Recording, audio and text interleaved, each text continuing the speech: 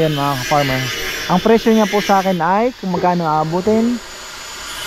Hindi talo ang sagot niya. Hindi ka naman katalo.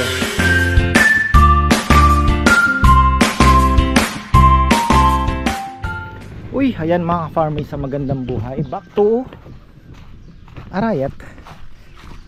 Ayan, welcome back home. There's no place like home nga, sabi nga nila. So ayan, tayo po ay yakit na mga ka-farmer para chicken na yung ating mga project. Aba, itong ating pakwan hindi pa kinuha ni Papa, mabubulok na ito dito. Oh, sira na nga yata yun ito. Nako, okay na din. So pwede na itong kuhanin. Kuhanin na natin yan mamaya. Oy Ponpon, ikaw nakawala ka. Update sa ating Bermuda. Ayan, medyo nag brown yung iba, pero ayan nag-green na rin naman yung talagang tinamaan yung banda dito, tsaka banda doon sa gitna yung sinasabi ko ayan pero ito ayan mag-aano na yan. Wag lang sasagasaan. Ito may sinagasaan to. Sasagasaan kasi ayan, tumutubo ng ibang damo. Okay na yan, bilis lang yan kumapal. Tapos yung isa doon na yun, kulang. Yung ating mga papaya ay wag muna nating lalagyan ng fertilizer. Medyo pa, kailangan pa nating yan, makarecover. Patay talaga yung isa. Ito, ayun, yung isa okay na. Ito patay talaga. Nangingitlog na darag.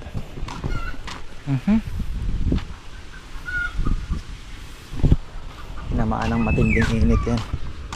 Pero ang grass kailangan po ng init yan, kaya okay na rin.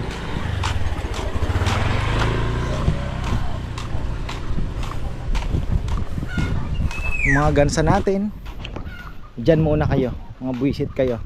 Ayaw nyo makinig sa akin oo, dyan muna kayo, kain kayo mais. Ito gumanda wow. Gumanda ito didikit-dikit na. Bilis. Yun na mga farmer. Ayos ang ganda ng ayan ang ganda ng pagkakaklibe ni Papa yan. Ayun na, pwedeng pwede daw sabi ni Kuya Mitz yung ganyang klibe.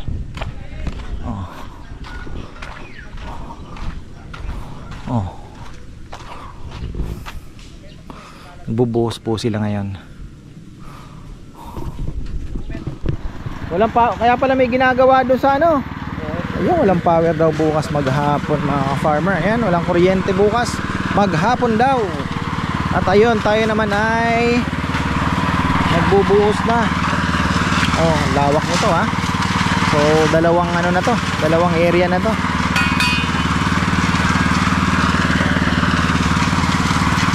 Kahit 30 tao pwede na dito. 30-30.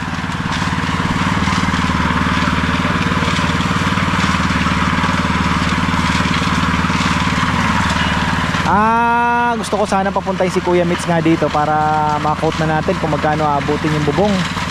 Dahil sa pawid pa lang 15 pesos po ang isang pawid. Kakain to ng ilang pawid. So malaki-laki din po ang gagastusin dito sa bubong pa lang. Kaya kung sabi ko kaya long span na lang. Pang matagalan pa. Kaya lang, yun nga, hindi po magandang tingnan, Tingnan mo naman, mas maganda talaga yung presko kasi tingnan yung kubo. Pero kung sa tibay at tibay, maglo-long span ka na. Yun nga lang, kikisamihan mo na lang siya ng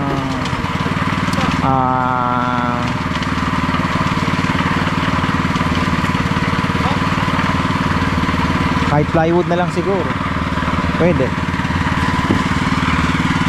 Malalaman natin kay Kuya Mitz yan, siyempre plus labor.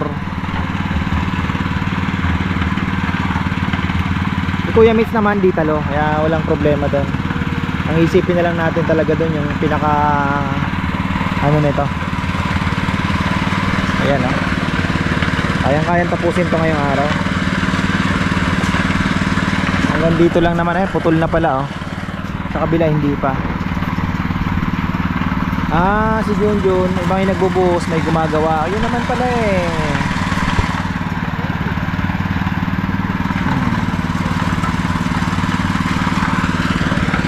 Busy pa naman sa kusina rin mga farmer. Luluto kami ng chili paste na marami-rami din lulutuin kong chili paste ngayon. Ayun no.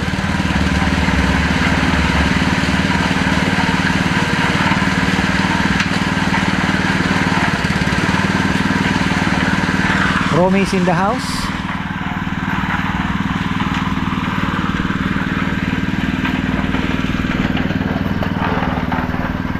Ako, sacrifice na yung ating mga siling. Goodbye. Pang tinola. Kaya pala nagtinola sila kahapon ha. Kaya pala tinola kayo kahapon. Kaya pala tinola kayo kahapon. So hanggang ganyan lang.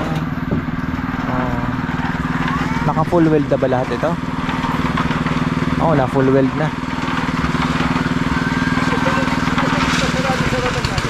Na?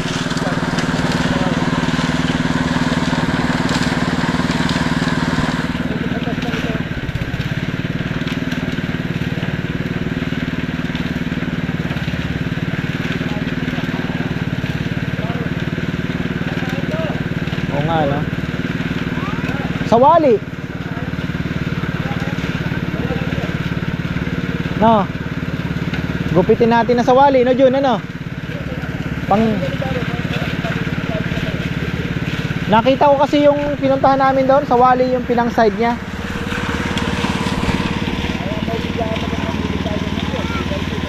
Gandang tingnan, barnisan na lang. Para ano. Nga lang hindi siya magtatagal.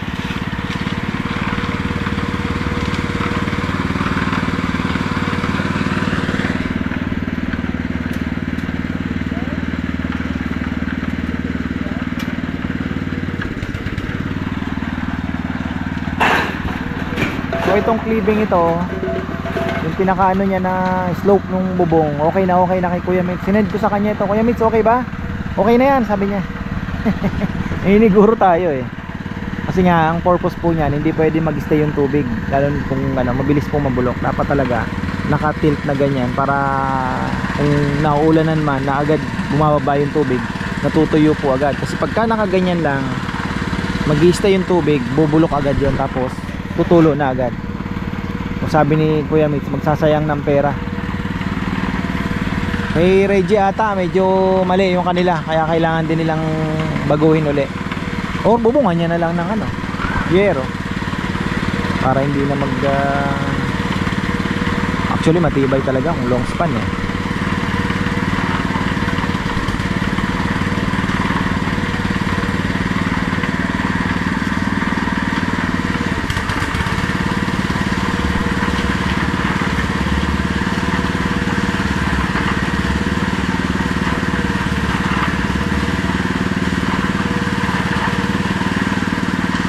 Kaya pala mahal yung ni Kuya Mitch, long span na nakaganyan pa. Medyo mahal. Kasi talagang mahal din ang pawid.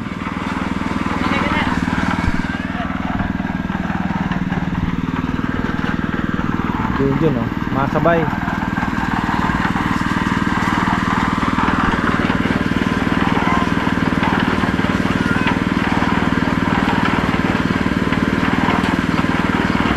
Si Romel nag-harvest ng mais.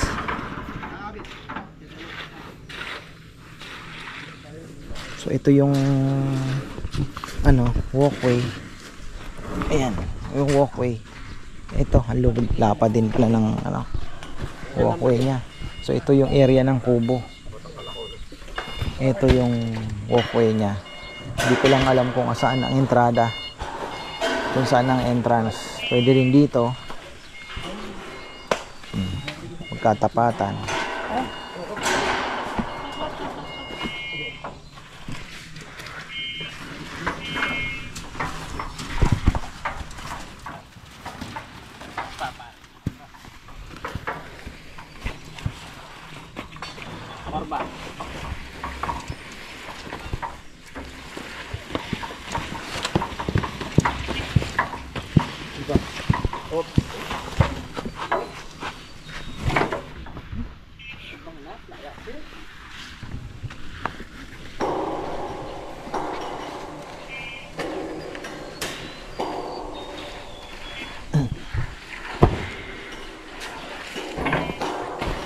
makapal pa rin ha.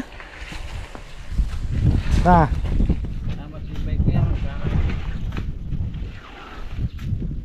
At may pasok na kalabaw, hindi mababasag ano.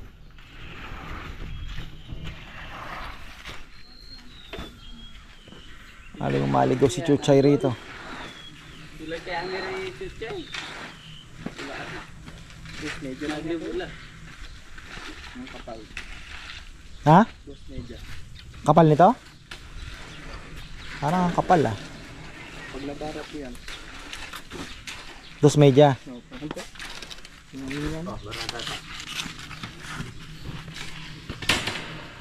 Dos media lang daw.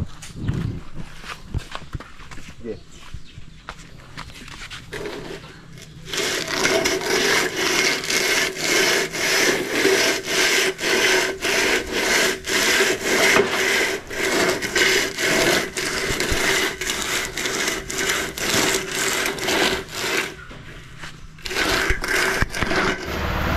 Chicken natin yung avocado, yung linipat nila.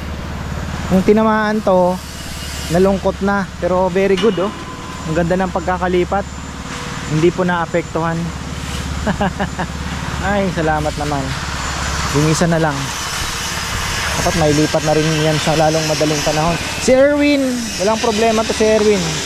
Safe na safe ka Erwin, dahil nandyan ka sa gitna. 20 feet daw po ito.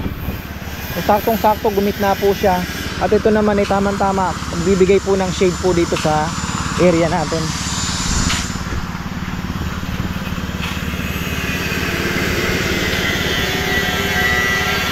Ayun nga, hindi pa nililipat para nagtatampo na yung isa oh. O nasosobrahan sa init.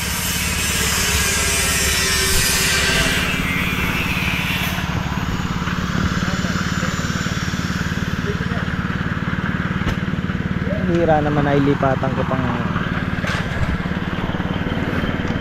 nalipatan ko pa sa akin yung hangin.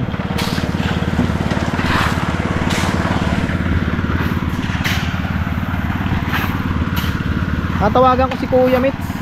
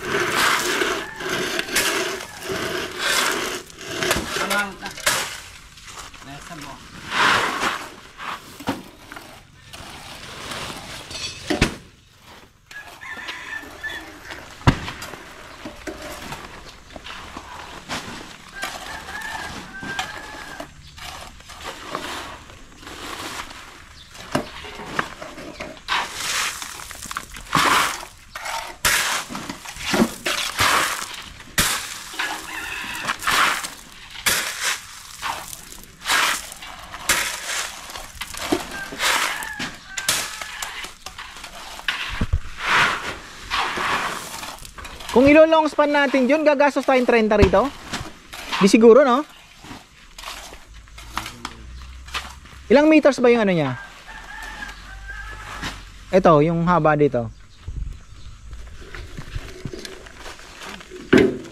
Baka mapamahal tayo sa ano, kaya gusto ko na malaman kay Kuya Mitz din eh.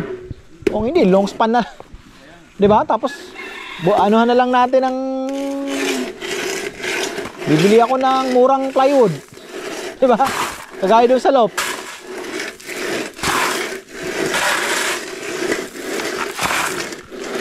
Open naman eh, mapresko pa rin 'yan.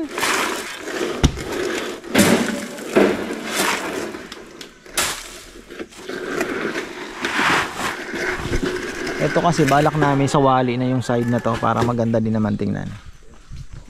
Iipitin namin 'yan.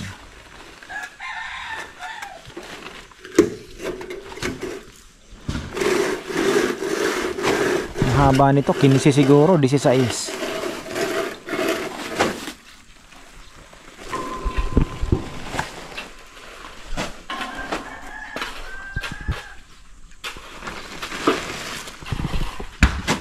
Tansya mo mga ilan? Ha? Ayan? 20? 20 feet? 22 kuya, piraso. 22 piraso. Magkano kasi long span niya? Magkano ba?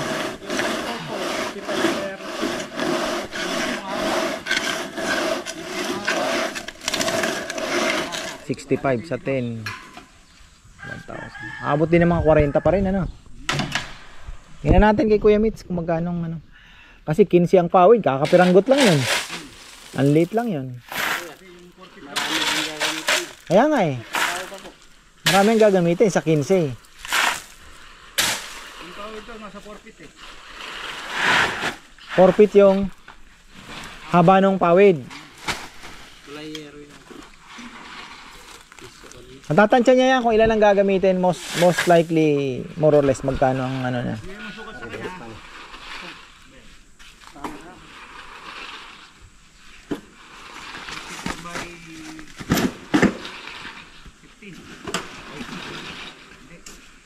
Ito, ilan ba tong 34 by 24.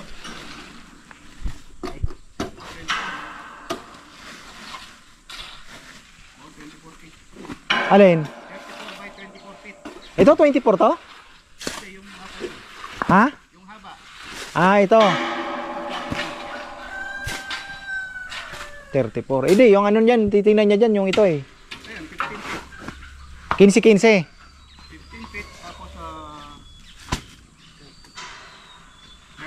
34 feet. Oh, 34 by 15. Yan ang titingnan niya.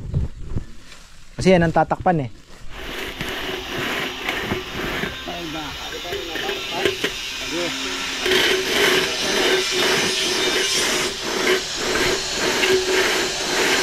Malapad na tong pathway na to. No. Hindi naman lalabas sa tayo. Upo. Hindi na. Ito na yung pinakaano niya. Yung upuan dito na. Sandalan. Bahala na si Junjun kung anong ano niya. Pwede rin namang dito na yung dulo. Pag ano ng konting sandalan. Pwede naman eh. Oh. Ang lapad dito sa loob eh. Luwag. Pwede nga maglagay ng bilyar. Bilyar table.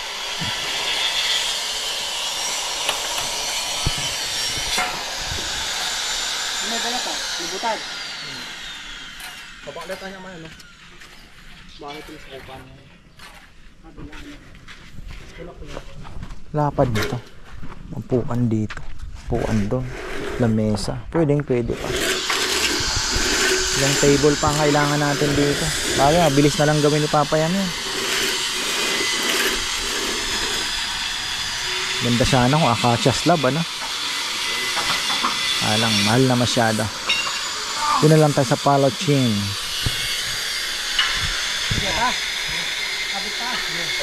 Kailangan natin ng palochina, mga upuan, paikot. Tapos ayan siguro, sandalan, palochina din. Pwede na.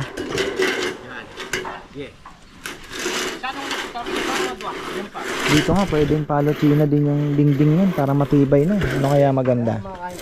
Pwede palochina na. Ano ba yan? Kinakain ba yan? Paano kinakain yan? Labong? Hindi ko yan. Apong-apong. Ha? Apong-apong. Kinakain yan? Lalagyan yung panel. Hindi ko alam yan eh. Malaging bala. Kahit sa tindalos. Alin yun? Bilog? Yung bilog? O yung kahoy? Kahit mula par. Yung kahoy mismo? Kuya, parang talong. Yung style yan. Parang talong yan. Mamatlag. Sinigang, pwede rin yan. Laga. Kahoy siya? Hindi po, hindi naman po. Parang ano? Saan nakuha ito? Sa bundok po. Awa, malambot siya. No? Masarap. Tiltil mo lang suka yan. Ano na? Tiltil mo lang suka. Hilaw? Hindi, ilalagam. Walang ilalagay sa ano? Pwede mo rin i-gisa, sir. Pahingi ako ng konti. Balatin mo lang. Itang isa. Hindi, masyadong marami. Susubukan ko lang. Para dyan. Putulan mo lang ako para matikman ko. Ngayon ko lang matitikman yan eh. Ano pangalan ng halaman? Apong-apong. Baka gamot sa ano yan ha? Baka herbal pa yan o anong gamot, di ba? Bundok. Ginagata rin po. Putol mo lang ako tol, konti lang. Paano gano'ng ang balat niyan? Testing ang balatan. Sasaw-saw, titikman ko lang. Ganyan lang, okay na, okay na. Yan. Hindi po, balatin. Oh, ganyan, sige. Ito na lahat. Hindi, yan lang. Yung putol lang. Konti lang yan. Konti lang, hindi, Konti lang yan, parang ano lang, talong. titikman ko lang. Hindi naman lang, wala naman kakain yan eh. Titikman ko lang to. Yan lang? Oo, okay na to. Talong nga ano. Kinakain daw to mga ka-farmer. Oo, ayun. So ayan mga farmer, kakagaling lang po ni Kuya Mitch. Sineperate ko na lang yung video para at least makafocus tayo sa kulitan namin. So ayan mga farmer, ang presyo niya po sa akin ay kung magkano aabutin. Hindi talo ang sagot niya. Hindi ka naman katalo. So ayan, wala pa pong final pero parang costing lang po ang ibibigay niya sa akin. Kaya ayun, syempre naman special price tayo dahil partners in crime eh. So ayun po. Kaya thankful naman tayo. Although kahit sabihin mong ano nga, medyo marami, kakain daw po ito ng 1,500 to 2,000 na pawid na 4 feet. So papadalhan niya muna ako ng 1,500 at ayun, kakasyahin. Tapos lalagay pa kala yung mga tungtungan pa pala mga farmer. Tapos 9 inches daw ang difference nung ang layo nung mga round bar na ilalagay po na pagkakapitan. Kasi maglalagay pa yan 2x2. Tapos ano na, yun na yung kabilya. Kawawa naman si Papa Yam ha. So ayun po, hindi naman 10 piso. 1,000. Papa Yam, 1,000 daw. Ayan mo na, baka kailangan 1,000. Okay na pala. Wawa naman. Basta wag lang tatakbo. Kahit next year na ibigay ang uling. Basta't wag lang patagalin.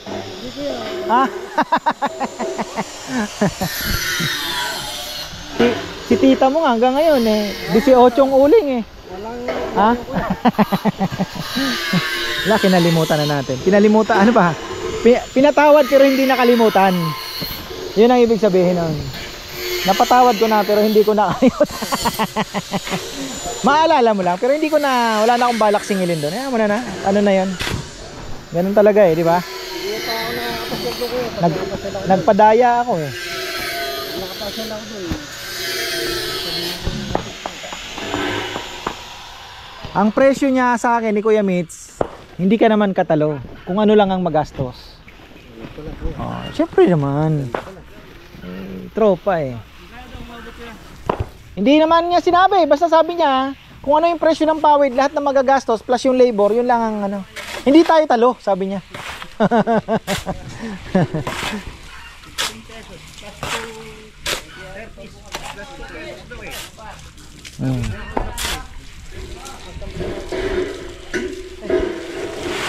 Hindi naman tayo talo, sabi niya. Bait talaga ni Kuya Mitch Meron tayong bagong apong-apong daw yun. Malay mo may mga health benefit, sigurado yan. Alam mo yun Papa Yam, apong-apong? Alam mo yun? Yung parang talong daw yun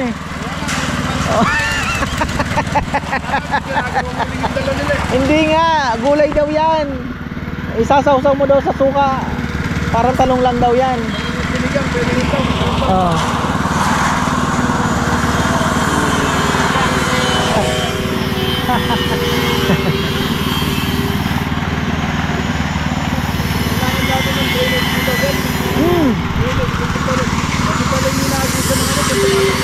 Pag ganun po, tapos diretso na dito.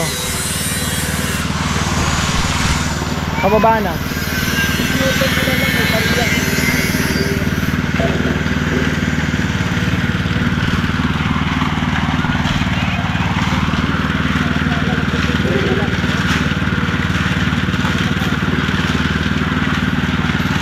Oy, Papa.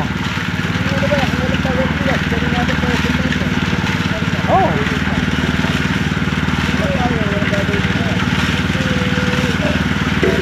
Oo nga, no? Walang power pala bukas daw.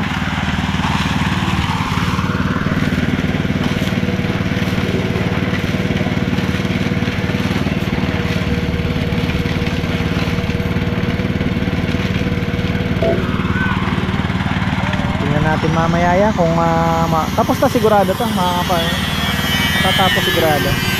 Tapos si John, ayan, para saan pa ba yung ginagawa niya? Magdudugtong siya, dudugtungin niya yan.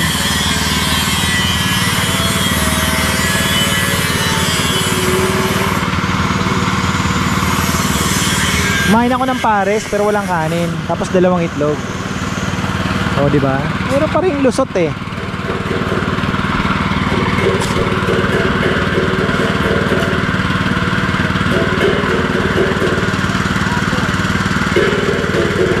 O, yan na, mga farmer. Hindi ko lang alam kung naiklibin nila to, pero sa bagay okay lang kasi bilis lang naman walisin yung ano yan, tubig. Pero maganda sana kung medyo nakatilt ng konti para yung tubig hindi sigurado mapapasok po ng tubig to eh pagka umuulan. O at least yung tubig po sana medyo ano na. So, normally kasi pag nakaganyan yan, syempre yung bigat ng ano nandoon eh. So sa gitna ang tubig niyan.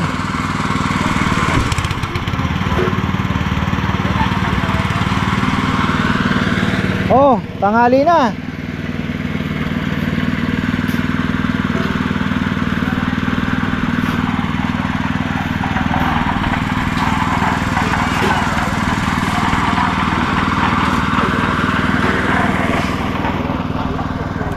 Apong.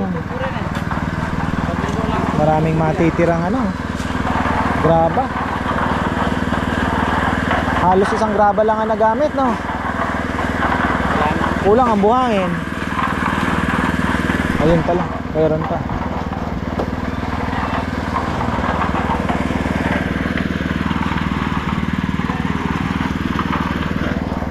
Ganda ng tingnan. Pagka yan po malay nyo, ayun, ang dami palang sampalukan dito. Hinahanap ni ate, oh. Oh. Ayun, oh. Kailangan lang talaga tutukan mo ng mata mo. Ayan, oh. Meron naman. Talagang medyo ano lang. Meron pala. Sarap daw yan. Mapait. Pero maganda yan, lalaga. So, ayan, oh. Tingnan nyo naman. Ang bilis na po ng trabaho, lalo na pagka ano na yan, na frame na at nagbubong na po sina Kuya Mitz. Ang mabusisi dyan, sa bagay dalawa naman ng welder, so yung sa upuan po pagkakabitan ng palo china, yun ang medyo mabusisi pa. Pero si Junjun mukhang mabilis lang titirahin yan, alam niya na ang ano niya gagawin dyan.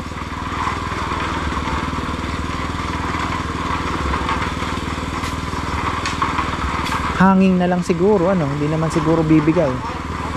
Ewan ko paano niya gagawin.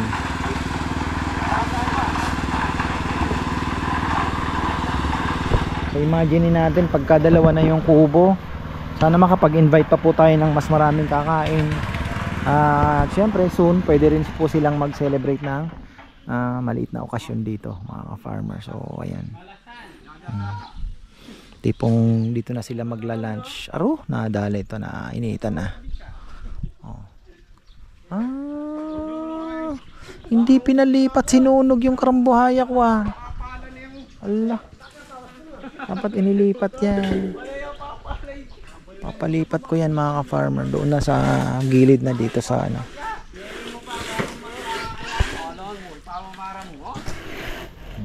Ayan na, oh. Tapos na ang buhos at eto, naglalagay na si Junjun ng mga bakal.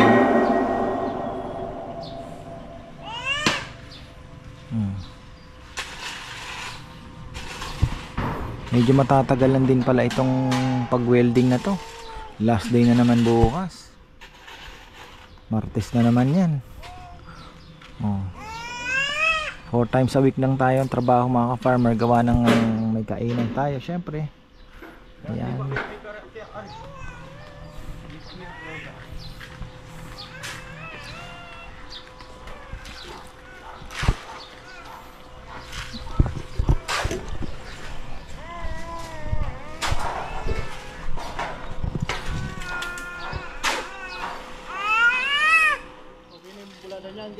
Oo.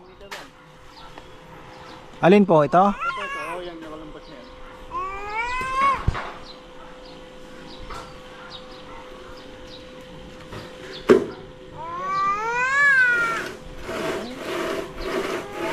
Ah, ito. Oo. Pwede na. Bali, magkakaroon pa ng ganun yan na napapayam. Dito. Lalagpas pa siya. Yan yung mapa niya. Tapos dito may meal siyang nakapaganyan. Ah, okay.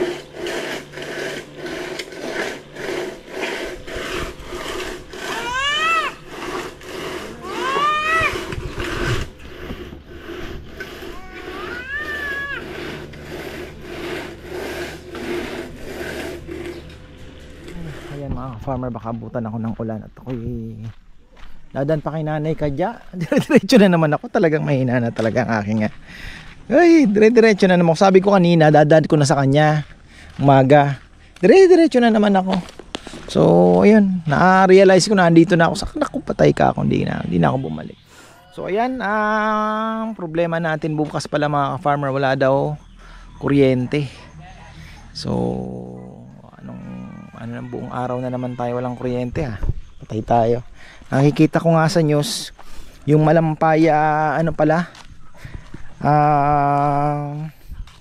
yung Malampaya na doon sa may Palawan, kumukuha po ng natural gas pag naubusan daw yun, malaking problema ng Pilipinas sa kuryente. So meron pa naman ako ilang taon para makapag set up ng solar power. Kailangan namin makapagpalagay diyan ng solar na meron pa namang ilang taon mga farm, 3 taon pa. So kaya pa naman pag-ipunan yan. Baka daw po magka-problema sa kuryente ang Pilipinas. Patay. So pinaka the best talaga niyan pakabit na ng solar, at least po yung umaga mo magba-brown out man sila. Kung maganda naman ang Pilipinas naman, hindi naman nag-ano ng may araw pa rin. Kanina nga grabe ang init So may kuryente at may kuryente ka pa. So eto nga pwede pa natin lagyan yung anong yan, di ba? Yung ibabaw po ng natin, pigeon loft. Pwede panlatagan niya ng solar panels.